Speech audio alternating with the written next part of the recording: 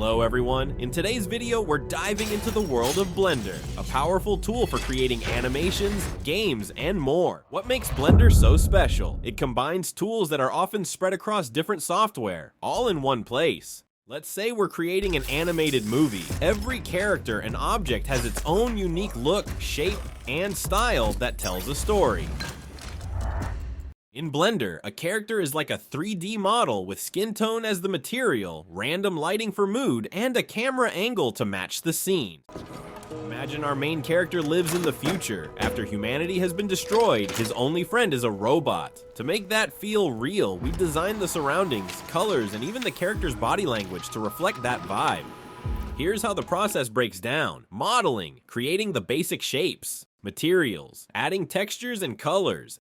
Lighting, setting the mood with lights. Camera, positioning your view to make scenes dynamic. Animation, bringing characters and objects to life. Filters, adding final touches for a polished look. So do you have to master all of this to get started? Not at all. You can focus on one or two areas and just get a basic understanding of the others.